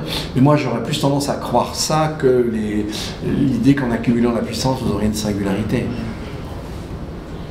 Une question générale pour tout le monde, peut-être, parce que la place de l'éducation dans tout ça, c'est-à-dire l'éducation de base à l'école primaire, secondaire, et aussi dans les universités, parce que moi je n'ai pas d'enfants, alors je ne sais pas qu'est-ce qui se passe dans les écoles. Est-ce qu'il y a vraiment un changement par rapport à ça, par rapport à comment vivre, qu'est-ce qu'on apprend aujourd'hui aux enfants, et puis aussi qu'est-ce qui se passe dans les universités, parce que moi j'ai peur que dans les universités tout le monde veut se faire connaître, et puis tout simplement les scientifiques ils foncent. Ils ne regardent pas qu'est-ce que ça cause leur invention ou leur... Oui, non, c'est juste, ça ne doit pas changer, hein, ça a toujours été comme ça. D'accord, mais ça avant c'était peut-être pas aussi nocif que oui, ça pouvait être beaucoup moins nocif que ça l'est. Ceux qui ont des enfants, peut-être, qu'est-ce qui se passe dans les écoles? Alors, est-ce qu'il y a vraiment un changement dans... Alors attendez, c'est pas exactement le problème. Ce qui peut se passer dans l'éducation primaire, etc., ce qui va se passer en termes de recherche et de production d'objets, tous ces fous de la tech, ce qu'ils veulent, c'est qu'il n'y ait aucun contrôle de l'innovation. C'est qu'on laisse tout aller. Pour moi, c'est une espèce de désordre, ça va être un chaos très rapidement. Mais maintenant, on a déjà un autre danger, c'est-à-dire que les États-Unis, là, c'est une destruction de la science. Là, moi, je me suis retrouvé à intervenir pour le journal Libération là, dans des débats avec des collègues américains. Là, Trump a détruit des emplois de scientifiques par dizaines de milliers. Tout ce qui est recherche fondamentale, c'est l'État fédéral. Par dizaines de milliers. Là, vous avez il y a quelques jours le prix de physique dénommé à 3 physiciens. Ce que s'est empressé de dire l'Américain, c'est que même si on arrêtait Trump aujourd'hui, il y aurait des dégâts énormes sur la science aux États-Unis. Et en fait, tous ces manias, la science les emmerde. Ce qui les intéresse, c'est la techno. Et ils sont dans un domaine où la techno finit par déborder la connaissance. Si vous voulez, quand on met au point des algorithmes, on sait ce qu'on ne faisait pas, mais après, c'est une boîte noire. Et il faut qu'on constate le résultat, et parfois on a vraiment des surprises. On est au rebours de l'idéal rationnel, d'une transparence totale du faire par rapport au savoir. On est déjà dans autre chose. Et c'est pas étonnant que toute cette idéologie de l'extrême droite, de techno-césariste, pour dire les choses, techno-fasciste, si vous voulez, elle est liée à la tech. À la tech. Parce que c'est le domaine où on se détache dans sa pratique industrielle des sciences. Et un type comme Musk qui raconte n'importe quoi. C'est pas lui qui a inventé quoi que ce soit techniquement, il a racheté à chaque fois, à commencer par Tesla. Pas du tout. Il a eu du génie dans l'organisation en revanche. Mais pas dans l'aspect technoscientifique. Donc oui, on est confronté à ces gens et ils sont hyper puissants. Alors, donc là, les universités, on a le problème que vous indiquez, effectivement, qu'est-ce qui se passerait si il n'y avait plus aucune régulation. On a la destruction des sciences. On a le débordement des techniques sur le scientifique et on a après les défis d'une éducation à donner aux enfants. Mais si on attend que les maternelles d'aujourd'hui nous sauvent, les amis, on est mort. Parce qu'on sera déjà entré dans la ruine avant. Mais en revanche, oui, c'est une question à se poser. Il faut absolument que l'école forme les gens au code, aux algorithmes, etc. Il ne faut pas qu'ils soient ignares dans ce domaine. Aujourd'hui, c'est plus possible. Oh, c'est ça aussi, peut-être, mais qui forme sur la sobriété, un peu, peut-être... Aussi, et puis je dirais la morale. Parce que ce qui est très important dans tout ce texte, c'est le déni total de toute morale. Mais on a déjà connu ça avec les fascismes et le communisme. Mao, à lui tout seul, il était responsable de 70 millions de morts. C'est pas mal pour un gars. Et je ne sais plus quel général lui disait, mais qu'est-ce que tu fais, toi, la règle d'or? Ne fais pas autrui ce que tu n'aurais pas qu'on te fie, qu'on trouve chez les grands singes. Hein. Et dans tous les peuples, d'une manière ou d'une autre, lui disait, bah, moi c'est simple, je fais l'envers. Pas étonnant qu'il ait 70 millions de morts. Lui, faire crever les autres, c'était aucun problème, tant que c'est pas lui. Donc, si vous voulez, on a créé des élites qui sont comme ça. Et la formation économique était très importante. On s'est dit, voilà, pour que l'économie devienne une science, il y a des décisions qui étaient prises vers la fin du 19e, il faut qu'elle soit amorale. En fait, elle n'est pas amorale, elle est immorale. Très différent. Et donc on a cautionné ça, si vous voulez. La formation des élites scientifiques et techniques a été une catastrophe en Occident. Et on le paye très cher aujourd'hui. On a formé des cyniques heureux et fiers de l'être. Et dans les écoles de commerce, c'est pas beaucoup mieux. Hein. On leur a appris, passez-moi l'expression, à niquer autrui. Donc, c'est sûr qu'à partir de là, c'est bon. Donc vous avez raison, l'éducation est fondamentale. Mais est-ce que la science, on voit qu'elle a découvert des tas de choses qui sont complètement contraires au fonctionnement de la nature. Est-ce qu'il ne faudrait pas pousser les sciences qui nous permettent de mieux comprendre la nature pour ça arrive en ce moment. Hein. Ça arrive en ce moment. Moi, je vous ai dit, en fait, on a l'agentivité de la nature, le fait qu'elle ne soit pas passive, qu'elle réagisse à nos actions. On s'est rendu compte de ça avec nos modèles climatiques, qui sont fondés sur des lois physiques. Mais il nous montre que si on opère telle et telle action, si on a introduit massivement des composants nouveaux, ou en tout cas si on modifie l'équilibre chimique de l'atmosphère, voilà. Et donc on a mis en évidence l'agentivité de la nature. Et ça a énormément étonné un classique. Et puis tous les progrès qu'on a fait en éthologie, en étude du comportement animal, tout ce qu'on a fait en termes végétal, on s'aperçoit que le vivant est très complexe et que le vivant a une forme d'intelligence. C'est pas la même que la nôtre, mais il a vraiment une forme d'intelligence. Et donc ça, pour le végétal, c'est très, très, très, très récent, ces découvertes. Pour le monde animal, c'est disons, années 60-70, mais 60-70. Mais donc tout ça est assez récent, mais l'avancée des connaissances nous a montré que, effectivement, avec les lois physiques, on est à un niveau très basique, mais qu'il y a des types de régulation beaucoup plus fins qui font qu'un écosystème fonctionne. Et il ne suffit pas simplement d'obéir aux lois de la nature, d'où l'idée de cet ami là, sur la nature combinatoire du vivant. Donc vous, en tant que philosophe et ce que vous savez sur toute cette évolution de la science et les changements climatiques, qu'est-ce que vous pensez du futur collisionneur du CERN? Est-ce qu'il faut le faire ou pas? Je ne parle pas si on est physicien quantique, il faut le faire. Maintenant, est-ce que c'est vraiment quelque chose qu'il faut faire de manière philosophique? Est-ce que c'est vraiment là qu'il faut... Moi, je dirais non.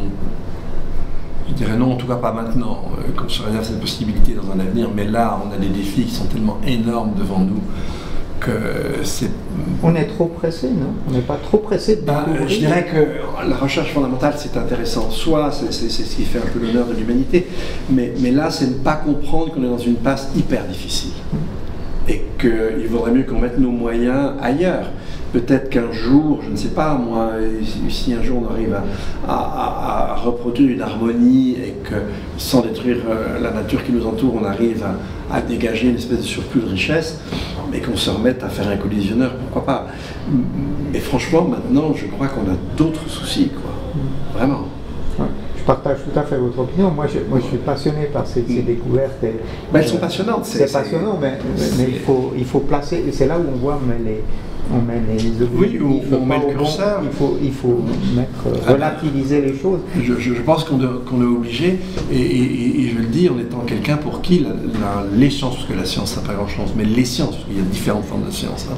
Bon, là, moi, je peux envoyer au boulot que j'ai fait avec ses copains matheux, là, on a distingué trois types d'activités scientifiques qui sont vraiment irréductibles l'un à l'autre. Il y a des sciences, mais pour moi, c'est l'objet d'un très grand respect. Mais là, justement, les connaissances qu'on a nous font comprendre que les problèmes auxquels on sont tellement gigantesques que c'est pas le moment de faire un collisionneur, quoi. Attendez les amis, on verra plus tard, quoi. En plus, je suis même pas sûr qu'il tournera, parce que vu les problèmes qu'on va avoir, si vous n'avez rien à bouffer, votre collisionneur, sympa, mais bon... Beaucoup d'intelligence, beaucoup de gens très talentueux qui s'occupent de ce type de sciences de base qui au final n'apportent peu aux problèmes auxquels on est confronté aujourd'hui. Oui, je sens vouloir ressembler aux abrutis de la tech, là, mais il me semble que là, on doit mettre notre intelligence au service du fait de surmonter et sans délirer les défis. Et pour ça, on n'a pas besoin du collisionneur. Encore une fois, c'est pas une façon de dire on se fout de la connaissance. Peut-être qu'un jour on y reviendra, mais c'est pas le moment. Donc la réponse est tranchée. Oui. Je demande, on a un discours qui est en rapport avec la nature. Et dire on s'est déconnecté de la nature, etc. On est en train de la détruire. On est en train de la détruire. On l'a détruite. On arrive à un stade où on a atteint certains tipping points, des points de non-retour pour certaines choses. Et on adresse ce discours sur la nature à des gens qui vivent à 80% dans des villes. Et on a en même temps les gens qui sont proches de la nature, qui sont les paysans, le monde agricole, qui ne sont pas très sensibles à ce discours-là, apparemment. Hein. Alors, mes parents, c'est sans doute compliqué, mais parce qu'ils ne sont pas tous sur la même longueur d'onde quand même. Oui, non, les grandes, effectivement, les grandes organisations. Mais les grandes organisations, elles sont dans le technosolutionnisme, de façon très claire. Et elles sont pour la destruction de la nature. Alors c'est très paradoxal. Moi j'ai été fait partie, juste pour vous dire, d'une coopérative, la grosse coopérative agricole. Lactalis c'est privé, mais la grosse coopérative agricole c'est Sodial. Et donc s'occuper d'éleveurs, etc. Et ils faisaient un effort dingue pour essayer de décarboner quand même. Mais ils n'étaient pas forcément bien écoutés par l'éleveur de base, qui ont quand même fait des efforts. Parce qu'il y a des problèmes de revenus, parce que vous rappeliez tout à l'heure, parce qu'il y a ces problèmes-là, mais en même temps, c'est compliqué parce qu'ils sont confrontés aussi au dérèglement climatique. Ils sont sur le front de ce côté-là. Hein. Ils sont confrontés en termes de chaleur, ils sont confrontés en termes de sécheresse, ils sont confrontés en termes de parasites, etc. Et donc, ils ont un peu les fesses entre deux chaises. C'est compliqué pour eux aussi. Non, pour revenir sur le discours, donc, on fait un discours de protection de la nature à des gens qui sont à 80% dans des villes, et donc complètement déconnectés de la nature, selon eux. Oui, est-ce qu'on ne pourrait pas trouver, c'est-à-dire des éléments de discours qui sont plus directement ou qui concernent plus directement ce 80%? Je ne sais pas, vous parliez tout à l'heure des assurances, de l'absence d'eau, de l'impossibilité peut-être après de se réapprovisionner de l'aliment, je ne sais pas. Non, mais on l'a fait avec le climat. Pardon, on l'a fait avec le climat.